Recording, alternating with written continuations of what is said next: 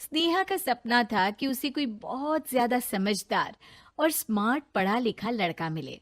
लेकिन कहते हैं ना, जो भाग्य में होता है होता वही है।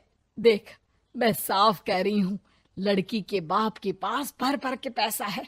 अरे एक बार लड़की ने तुझे पसंद कर लिया तो समझ के पैसे की तो नदियां भर जाएंगी, लेकिन फिर भी तेरी प्यास नहीं बुझेगी बेटा। अरे माँ, फ्रिज में मैंने 2 बोतल पानी की रखी है, और कैसे प्यास बुझेगी? अरे पांचवी फेल, मैं बात कर रही हूँ पैसों की प्यास की। तू गवाह नहीं समझेगा इस बात को। बस तुझसे लोगों की नौकरी करवा लो। वो क्या है ना आशीष की माँ, वो सीधा है, और जिसे तू लोगों की नौकरी बोल रही है ना, वो आशीष का प्यार है अपने लोगों के लिए, जिनसे वो प्यार करता है या जिनसे जुड़ा हुआ है वो। अरे जमाना नहीं रहा वो। अरे आज की डेट में तो ना बेटा माँ का है, ना ही पति पत्नी का। कैसे बात कर रही है माँ? चाहे दुनिया यहाँ की वहाँ क्यों ना हो जाए, मैं आपके बिना नहीं रह सकता। ना ही मैं आपको कभी धोखा दे सकता हूँ। अरे हाँ, ठीक है ठीक है। देख, लड़की को पढ़ा लिखा लड़का चाहिए तो वहां चुप रहना। जबान खोलेगा तो पता चल जाएगा कि पांचवी पास है। अरे तो पढ़ा देती ना आगे।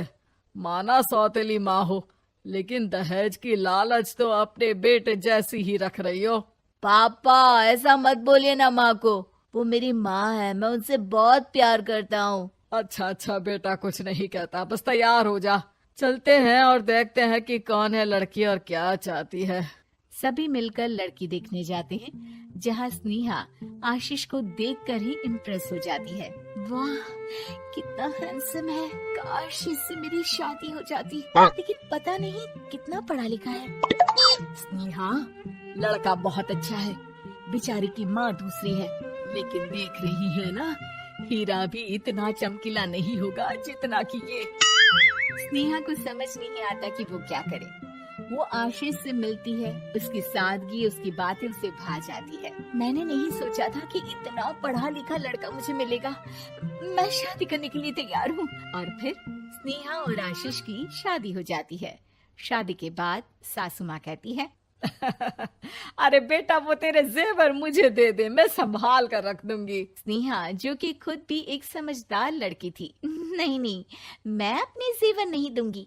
उसके लिए तो मैंने पहले ही लॉकर खुलवा लिया था माँ जी। ये मेरी कुछ आर्टिफिशियल ज्वेलरी है, इसे रख लीजिए।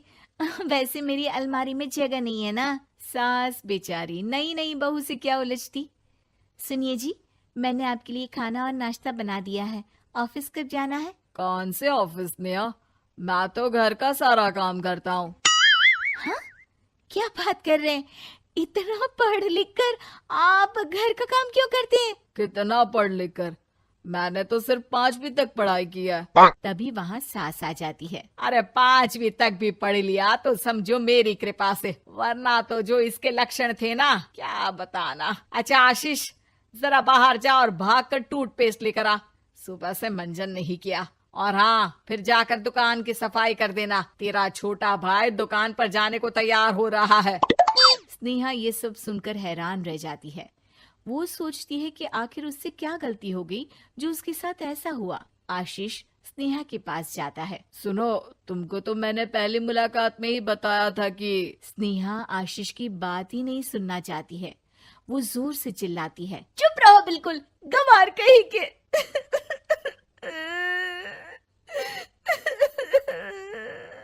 कितना बड़ा धोखा हो गया मेरे साथ। अब मैं इस घर में नहीं रह सकती। प्लीज ऐसी बात मत करो, मेरी पत्नी हो तुम, जैसे बोलोगी मैं वैसा करूंगा। मैं कोशिश करूंगा बाहर जाकर कोई काम ढूंढ लूं, पर प्लीज मत जाओ। चुप रहो गंवार कहीं के, मैं तुम्हारे जैसी की बीवी हो ही नहीं सकती। आशीष स्नेहा को लाख समझाने की कोशिश करता है, लेकिन वो अपने मायके चली जाती है। माँ चलिए ना, स्नेहा को मना कर लेकर आते हैं। अरे जाओ, बनाने जाए मेरी जूती।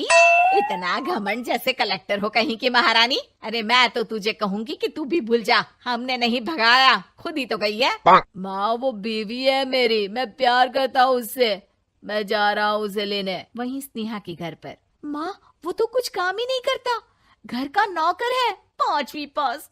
मैं नहीं रह सकती ऐसे आदमी के साथ माँ। बेटा वो लड़का बहुत अच्छा है, उसकी तारीफ मैंने हर किसी से सुनी है। तेरा पति है, अब तक एक गलत माँ के साथ रह रहा था, तू संवारेगी तो संवर जाएगा। तभी वहाँ आशीष आ जाता है। मुझे माफ कर दो स्नेहा, पर प्लीज मुझे छोड़कर मत जाओ। मेरी माँ के जाने के बाद मुझे तुम्ही से सारी उम्मीद है। तुम जैसा कहोगी मैं करूँगा, पर प्लीज मेरे साथ रहो। सबके समझाने बुझाने के बाद स्नेहा आशीष के साथ घर आ जाती है।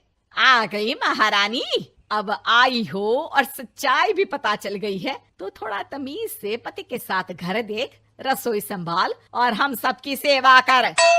देखो, मैं अब इस घर में बंटवारा चाहती हूँ। जो मेरे पति का हिस्सा है वो उसे मिले और वो आज से कोई काम नहीं करेंगे।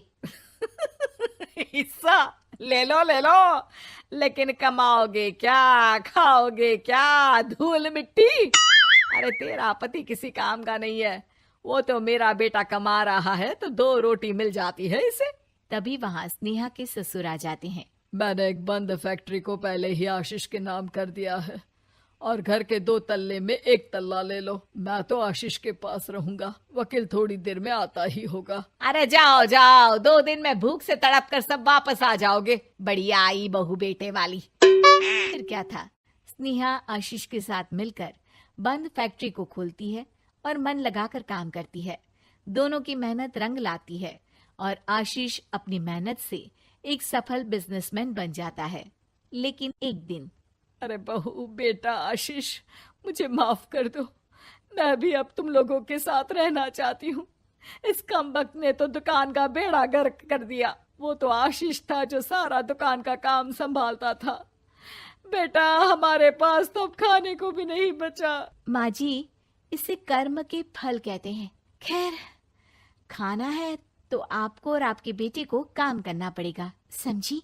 हे भगवान, अब ये दिन आ गए हैं कि बहू के साथ रहने के लिए मुझे काम करना पड़ेगा। बेटा आशीष, तू ही समझाना अपनी बीवी को। पता है ना मैंने तुझे कितने प्यार से पाला है। हाँ माँ, वो तो ऐसे ही बोल रही है आपको। अरे घर में कामकाज के लिए बहुत सारे नौकर चाकर है, आप आराम से रहिए माँ।